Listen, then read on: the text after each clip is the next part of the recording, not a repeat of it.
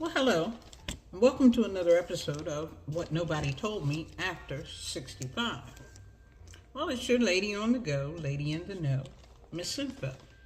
You have reached the Information Nation, where knowledge is shared and wisdom exchanged for the betterment of a people. Good evening. I hope everybody's doing well after the July 4th festivities. Yesterday, I did a video talking about boxing greats, the GOATs, greatest of all time. I appreciate your comments. It was probably a little different for some of you, not realizing that I am a great boxing fan. Love them, love it, love the sport. But I'm going to take us in a different direction today.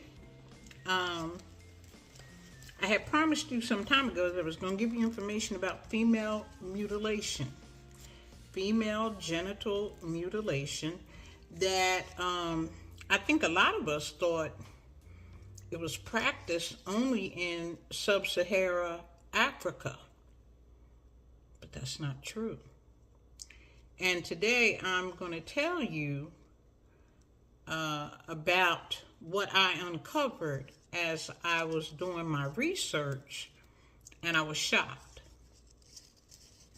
So I am entitling this Different Strokes for Different Folks. About 230 million girls and women who are alive today have undergone FGM, female genital mutilation.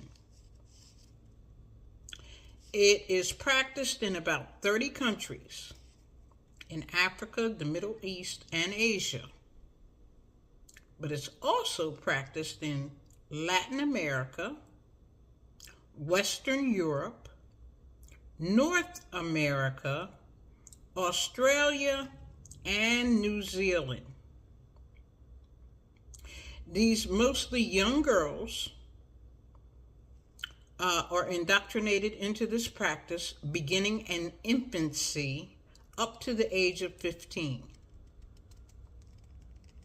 Now, there are four major types of mutilation. Type 1 is a partial or total removal of the clitoral gland, the external and visible part of the clitoris. Type 2 is partial or total removal of the clitoral glands and the labia minora, that is the inner folds of the vulva. Type 3, also known as infibulation. This is the narrowing of the vaginal opening through the creation of a covering seal, meaning they seal it up.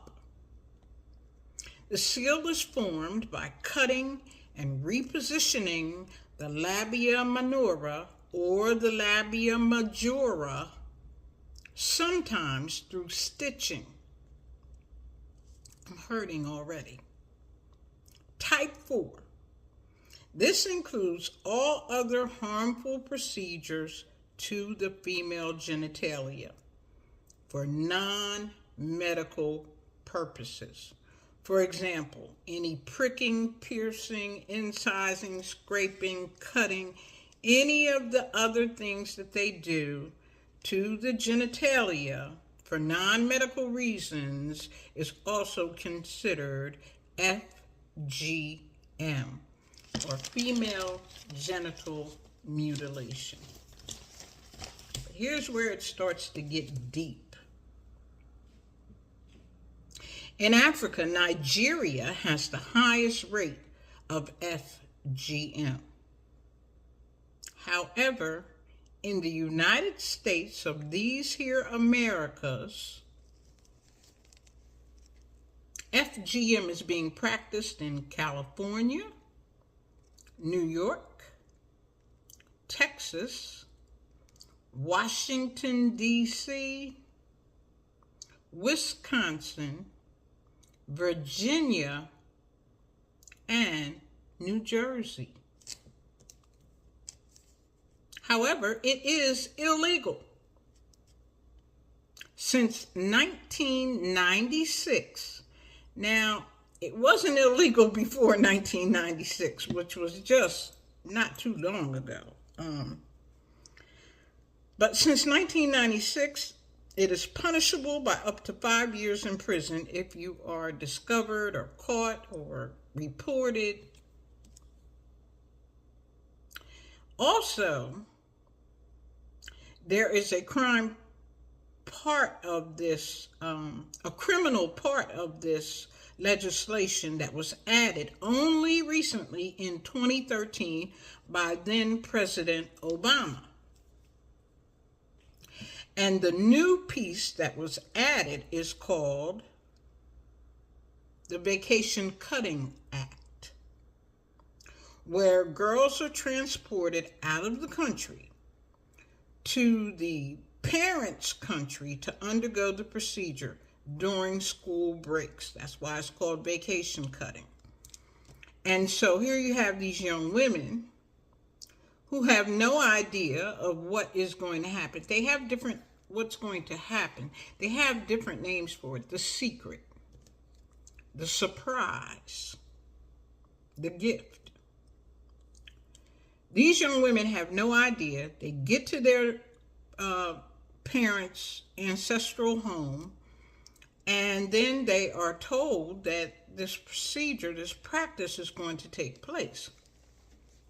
Now, is it religious? No.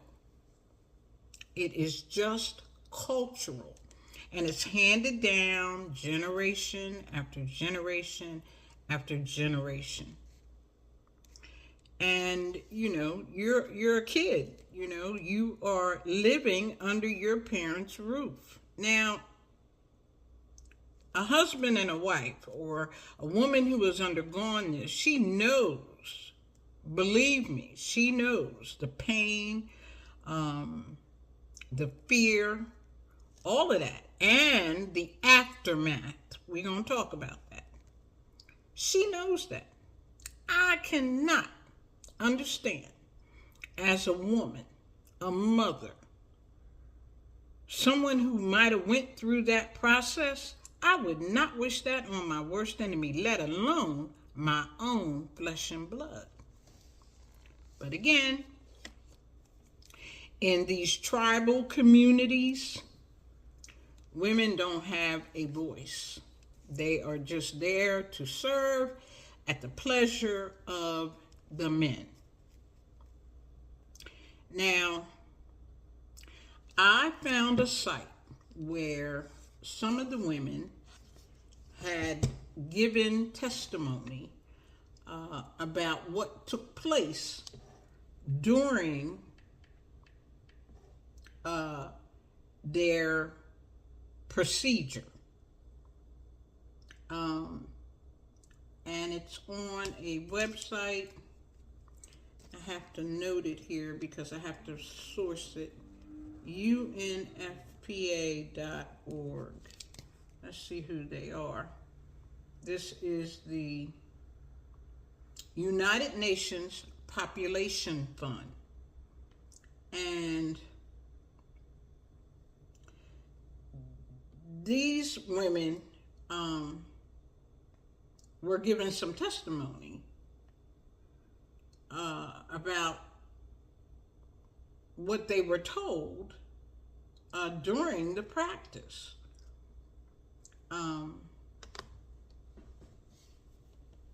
And I'm going to read, I guess it's just best that I read to you some of what they said, but listen to who performs these mutilations. Female genital mutilation is typically carried out by elderly people in the community, not even a doctor or a nurse. Usually, it's a woman, but not always. Among some populations, female genital mutilation may be carried out by traditional health practitioners. So, in some tribes, traditional health practitioners, if they're male, they could be barbers or members of secret society, herbalists, witch doctors, I don't know. Sometimes it's even a female relative. So they're not using anesthesia. One person is holding their hand over your mouth. Two people are holding your legs open. Somebody's holding your arms down. Somebody's sitting on your chest. All while this is taking place. In some cases, healthcare workers perform female genital mutilation to get paid. To get paid. Money talks. And particularly in these areas where, you're not making a lot of money, you will do things to people for $1. So here's what a couple of these young women said. My two sisters, myself, and our mother went to visit our family back home. I assumed we were going for a holiday.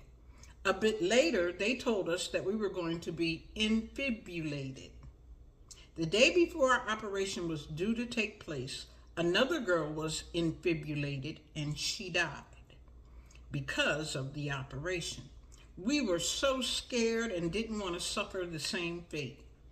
But our parents told us it was an obligation, so we went. We fought back. We really thought we were going to die because of the pain. You have one woman holding your mouth so you won't scream, two holding your chest, and the other two holding your legs. After we were infibulated, we had rope tied across our legs, so it was like we had to learn to walk again. We had to try to go to the toilet. If you couldn't pass water in the next 10 days, something was wrong. We were lucky, I suppose. We gradually recovered and didn't die like the other girl. But the memory and the pain never really go away. This was a recount from a young woman named Zainab, who was infibulated at the age of 8. Another young lady from Ethiopia said, I will never subject my child to female genital mutilation if she happens to be a girl, and I will teach her the consequences of the practice early on. In 2012, a report was published, and it stated that over 500,000 women and girls are at risk of FMG. Now it carries /C on it. So it's female genital mutilation /C for cutting. This is a result of a rapid number of families who have migrated or immigrated into the U.S. The Centers for Disease Control previously estimated that about 168,000 women and girls had undergone the procedure in 1996. 168,000. That's a significant increase of what we have now, 500,000. However, this is not a real number because there is really no way to know the exact and precise number of women and girls who are affected by this heinous practice because nobody's talking. They were told not to tell. Do not tell anybody. I think I was stunned when I uncovered the number of states where the procedure is being practiced on American soil where it is illegal. I told you the states. California, New York, Texas, Washington, D.C., Wisconsin, Virginia, and my neighboring state, New Jersey. neighboring state from my home state, which is Delaware. It's illegal. Now, I believe they need to put the punishment up, because obviously serving 5 years in prison for mutilating your daughter, your mom, your wife, or whatever, your niece, 5 years in prison must not mean nothing to these folks. Now, I had thought that it was a Muslim practice, African, sub-Saharan Africa. But when I looked and saw that it happens in Latin America, Western Europe, Australia, and New Zealand, I know there are tribes there. There are tribal communities there. So perhaps that is where it's coming in out in the world. But in the United States of America, I was floored. And I'm going to have to do some more research, because now my curiosity is piqued. I want to know what tribes these are. I remember reading in New York several years ago where a man and his brother decapitated the man's daughter. Why? Because she had become westernized. She had come to the U.S. At home, they were still practicing their cultural practices. Their cultural identity was still intact. She was wearing her hijab and all of that. But when she went to school, she changed. Of course, she was attractive. Young men started, pursuing her. And I believe she had a relationship with a young man who happened to be black. The family did not approve of it. And because the father had told her what the consequences were, I guess she thought, I'm in the U.S., he can't do anything. He called his brother. They waited for her to come home from school. They attacked her, subdued her, and cut her head off. He turned himself in. But the only thing they did, because he was not a U.S. citizen, they sent him home. And of course, in his country, the practice was legal. I thought I had seen, heard, read everything. I'm telling you, we're living in some crazy times. Now, this practice is no more seemingly torturous than the Pandang women of Myanmar, who stretch their necks with coiled brass rings, making the neck appear elongated. It also pushes down on the shoulders and compresses the rib cage, which in turn pulls up about 4 thoracic vertebrae into the neck area. This has got to be the most painful thing, and you're doing this to yourself. The practice starts around the age of 2 to 5. It's gradual. They put a brass ring on, and then they put another one between the ages of 2 to 5. But when they get to around age 12, they start accelerating that puppy. Put 4, 5, or 6 of them on there. Alternately, there's also the Maasai women of Ethiopia. They are famous for their wooden lip plates. This is a symbol of beauty and identity, status.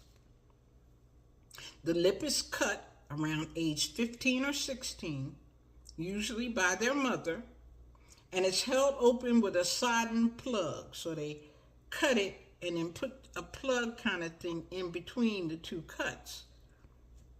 They leave it that way until it heals, and they can start putting the rings in that make it get bigger and bigger and bigger. It's up to the girls how far they want the lip to be stretched. So they can start out with a small plate, put that in there, and then once it's stretched, go to the next size and the next size. You have to look it up and see those pictures. Scared the bejesus out of me. I had seen it before, but on National Geographic, I think, or one of the websites I went to, it's really these close-up. And they're decorated, they're beautiful, and it is, again, a beauty thing. Can't get a husband. Same way with the female mutilation. They claim that if these women are not cut, they can't get a husband because he doesn't think that it will be pleasurable for him if she has an apparatus or an organ that looks ugly, which is the clitoris. I'm getting off the track, but it is what it is. These plates of the Maasai women are usually worn by unmarried girls because they're looking for a husband, or newlywed women because, of course, they've done this thing. Now you got a husband, but you still got the big lip.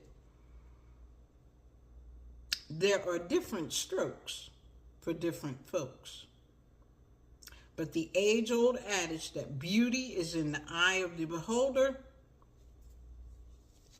still rings true.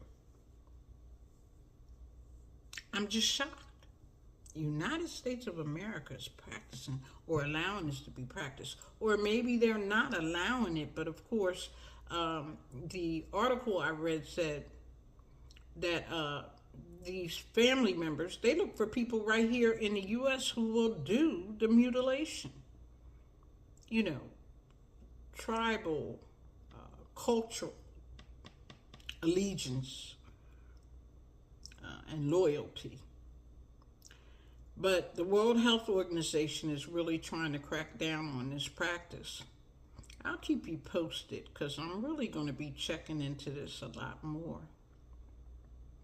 Listen, thank you for subscribing, hitting the notification bell, sharing, letting somebody know that I'm back. I had one member who had a membership that I asked if you all would join. $2.99, $3.99 a month, whatever it is. But anyway, she wanted to discontinue it, and she couldn't find the information. So I did post it on how you can unsubscribe, how you can cancel your membership. Your subscription to my channel is free. Doesn't cost you anything. It is free. So I don't want you to think that the subscription costs you. It doesn't. The membership to the exclusive club that I have, where I give people, you know, behind the scenes information. They see my outfit before you do, that kind of thing. We have some discussions. That is what she was talking about. She no longer wanted to be a part of.